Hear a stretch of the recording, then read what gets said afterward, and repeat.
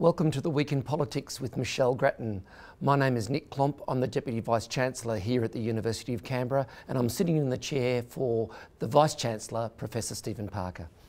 Michelle, President Obama televised a strong speech earlier this week on how the US will deal with ISIS. Where does Australia fit in with this? Well, of course, Australia's been waiting for the policy to be outlined, for the coalition to be built. That coalition building is still going on, with the Americans trying to get maximum support from Arab countries. But for Australia, we haven't yet had a specific request, but we will get that request, and Tony Abbott this week has been indicating that it will involve military capability, aircraft capability, and also probably a request for trainers. The aircraft are likely to be the Super Hornets, and the trainers would come either from SAS or from the regular army, or a mixture of both. Also this week there's been talk of the terror threat being heightened from medium to high. How do you interpret a preliminary announcement like this? The head of ASIO, David Irvin, went on television earlier in the week, and he indicated that he was thinking of raising the threat level actually before he retires from the job, which is today. So we would expect that, having signalled that, ASIO will increase the level. That's a non-political decision the government has been stressing. It's not one that the government takes itself, but that the security service does. And there has been fear, of course, about the increased danger because of the foreign fighters who are being recruited in Australia to go to Iraq and Syria. And we saw some arrests this week. Initially, the police said that those people weren't involved in the fight overseas, but subsequently they said that they had links in terms of recruitment. So when an announcement like this of potentially raising the threat level, should that be interpreted as sort of softening us up or getting us ready for the formal announcement, do you think? Well, I think so, because I don't think that the head of ASIO would be going on national television and saying, I'm seriously considering this, if it wasn't likely to happen. It would be a bit of an odd thing to do. So presumably it was to signal that that was likely to come. I don't mean this to be a cynical question, Michelle, but is there a political upside to an emergency or a heightened national threat for an incumbent government? It's hard to know that.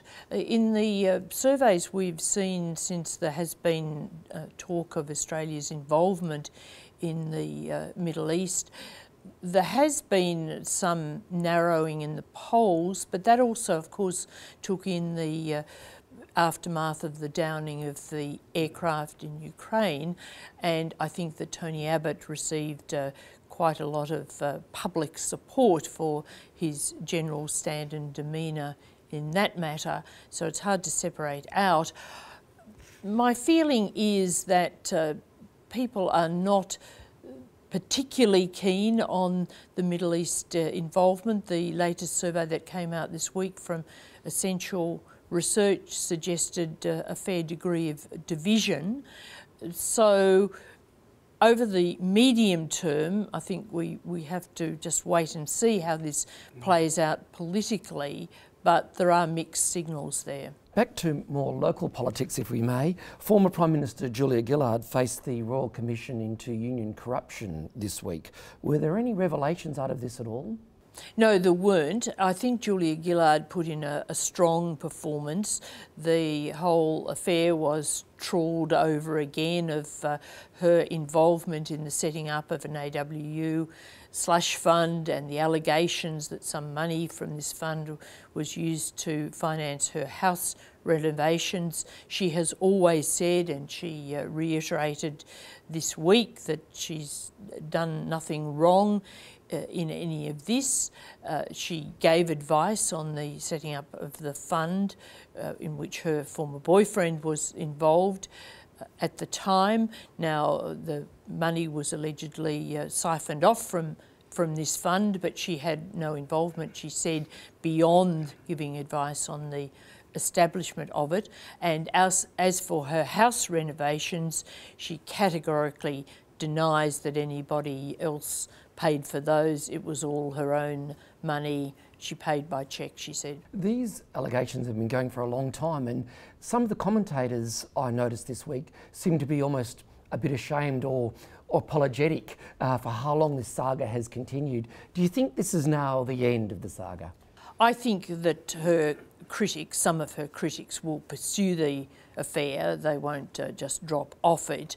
But I do think that her performance in the witness box was strong enough to convince many, many people that she did have a strong case, that she was telling the truth. And of course the next step will be what the Royal Commission finds. It was interesting that the Commissioner on several occasions intervened in a way almost on her behalf, saying to one of the council, we've been over these questions, and didn't seem particularly critical or sharp-edged, although the council assisting the Commission gave her a bit of a difficult time. Might be the end of it now, do you think? Who knows? Who knows, yeah. But what the Commission says will be pretty interesting. Mm. On another note, I understand that Prime Minister Tony Abbott will be in Arnhem Land next week, and this coincides with an announcement that he's going to defer the referendum into the recognition of Aboriginal and Torres Strait Islander people in our Constitution. He's planning on deferring that, I understand, until his next term of government. How will this sit with the visit to Arnhem Land next week? The visit, of course, fulfils a promise that he has made to spend a week in an Aboriginal community each year.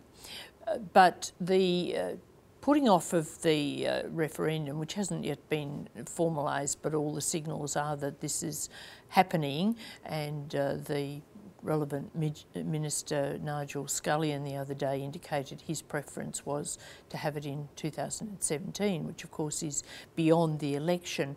The deferral, I think, is a disappointment because if it's pushed off into a second term, well, that's firstly presuming there's a second term, and secondly and importantly, it does mean that a lot of the steam goes out of the issue. The momentum is lost, and a second term could, if the government is re-elected, or assuming it's re-elected, have a narrow majority, things become more difficult, bogged down with other issues and so on.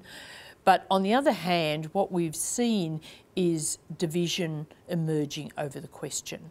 The government wants to take a very conservative line in terms of the wording of the question. Labor has been indicating it thinks that the wording should include some prohibition on racial discrimination. Many Indigenous people would think that too, while others would be more conservative. Now, if there can't be agreement on the wording, then the referendum would fail. All referendums have trouble passing, and you need absolute agreement to maximise your chances. So in a sense, I think the deferral is inevitable, but in another way, it's really disappointing. I agree. Michelle Grattan, thank you again. Thank you very much.